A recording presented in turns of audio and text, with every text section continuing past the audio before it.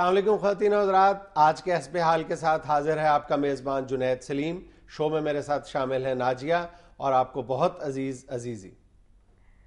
آج حسب حال میں شامل ہے لمحہ فکریہ، بد تہذیبیاں، خبروں پر عزیزی صاحب کا تبصرہ اور چودھری صاحب کے ساتھ خصوصی انٹرویو. مگر سب سے پہلے ہم بات کریں گے صدر آصف علی زرداری کے غیر ملکی دورے پر.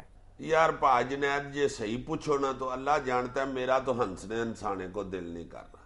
میں تو یہ مجبوراً لگا ہوتا ہوں کہ شاید یہ غمزدہ لوگ ہمارے بہن بھائی کو میرے کو کسی بات سے کو ہماری کسی وجہ سے ان کے چہرے پہ مسکراہٹ آ جائے. یار کیا ہو رہا ہے؟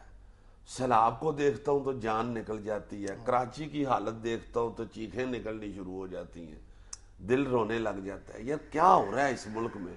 اور اوپر سے تم دیکھو اتنی ٹینشن میں، اتنے سیاپوں میں زرداری صاحب باہر چلے گئے ہیں. میں تو ان کو بڑا عقل مند سیاستدان اور بڑا تیز آدمی سمجھتا ہوں. انہوں نے ہر چیز کو جس طرح ہینڈل کیا ہے، ہر مشکل میں سے جیسے نکلے ہیں، مجھے تو وہ بڑے عقل مند لگتے ہیں. ان کو اندازہ نہیں تھا کہ میں باہر جاؤں گا تو پیچھے میڈیا اور یہ عوام جو ہے بڑا روڑا ڈالے گی، بڑی کھپ ڈالے گی. اس سوال کا جواب کسی کے پاس نہیں ہے. اچھے بھلے کسی بھی سیاسی تجزیہ نگار سے تم پوچھ کے دیکھ لو کہ زرداری صاحب جیسے شارپ مائنڈڈ پولیٹیشین نے اتنا جو عجیب و غریب فیصلہ ہے، مطلب پوری قوم چیخ رہی ہے، میڈیا چیخ رہا ہے، اپوزیشن چلا رہی ہے، ایون ان کی جو اتحادی جماعتیں ہیں وہ اس بات پر اصرار کر رہی تھی کہ ان کو اس دورے پہ نہیں جانا چاہیے. لیکن تمام باتوں کو یکسر نظر انداز کر کے نہ جانے کس بنیاد پہ، کس طاقت کے اشارے پر کہنا چاہیے کہ وہ بیرون ملک دورے پہ چلے گئے. اب دو ہی وجہ کر لیتے، جو مصیبتیں ملک میں کھڑی ہوئی ہیں کچھ تھوڑی دیر بعد چلے جاتے. سرکوزی نے کون تھا 6 مہینے بعد باندر بن جانا تھا. اچھا، جو زیادہ تر تجزیہ نگاروں سے بات کی جائے تو وہ یہ کہتے ہیں کہ دو ہی وجوہات ہو سکتی ہیں زرداری صاحب کے اس دورے کی. ایک تو یہ کہ کسی بڑی طاقت نے جان بوجھ کر زرداری صاحب کو ٹریپ کیا ہے اس سارے معاملے میں، اور اس کی بھی مجھے کوئی بہت بڑی وجہ اس میں لاجک زیادہ نظر نہیں آتی. اور دوسری ایک اور وجہ ہے جس پہ میں زیادہ پرسنلی بلیو کرتا ہوں، وہ یہ ہے کہ ہم سب نے مل کر غالباً میڈیا نے، اپوزیشن نے، اور میں تو کہوں گا کہ پوری قوم نے مل کر صدر زرداری صاحب کو ایک ایسی نفسیاتی کیفیت میں مبتلا کر دیا ہے جس میں اب وہ یہ سمجھنے لگے ہیں کہ شاید ان کے صرف جو 7-8 ارد گرد ان کے لوگ جو موجود رہتے ہیں، ان کے جو رفقا کار ہیں، صرف وہی ان کے ساتھ مخلص ہیں اور وہی سچ بولتے ہیں اور وہی انہیں جو صحیح اور صائب مشورے دیتے ہیں. باقی پوری قوم جو ہے، تمام اپوزیشن جماعتیں جو ہیں، تمام ان کے مخالفین اور ان کے ایون جو اتحادی جماعتیں ہیں وہ، اور تمام جو پورے کا پورا میڈیا ہے، وہ ان کی جان کا دشمن ہے اور وہ ہر وقت ان کے خلاف سازشیں کرتا رہتا ہے.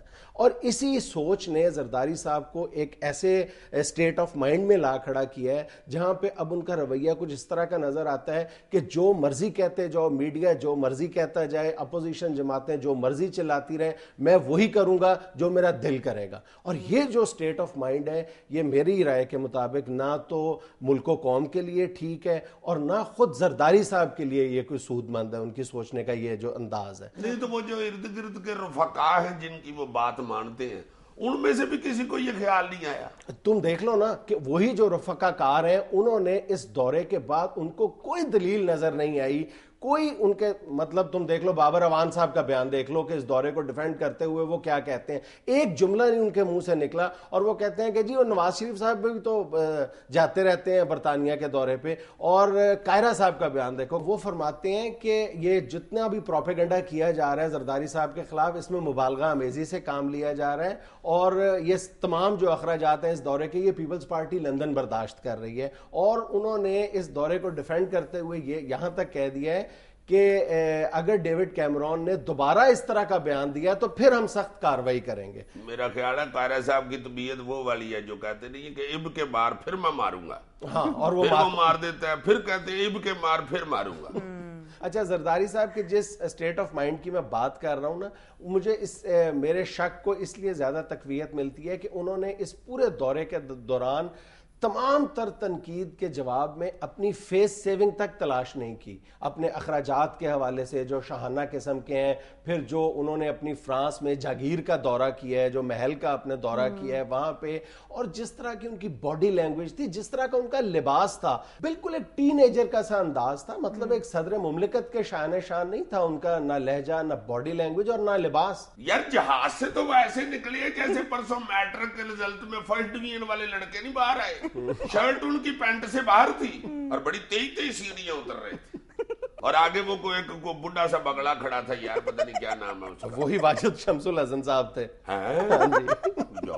میں نے سمجھا کو انگریز بابا کھڑا تھا. انگریزوں کو تو یار میں کہہ لیتا ہوں, مجھے پھر اپنوں سے ڈر لگتا ہے یار. کیوں؟ اپنے پھر روس جاتے ہیں نا, انگریز روس جائے, مجھے کون سی انگریزی آتی ہے, چلو دوڑو. اس لیے میں یہ سمجھتا ہوں کہ زرداری صاحب کے اس ایک غیر ملکی دورے کے فیصلے نے ان کی سیاست کو اور شخصیت کو سب سے زیادہ, ان کے پولیٹیکل کیریئر میں اتنا کوئی فیصلہ اور کوئی اقدام اتنا نقصان دہ ثابت نہیں ہوا ہوگا جتنا یہ ایک غیر ملکی دورہ انہیں نقصان پہنچا گیا.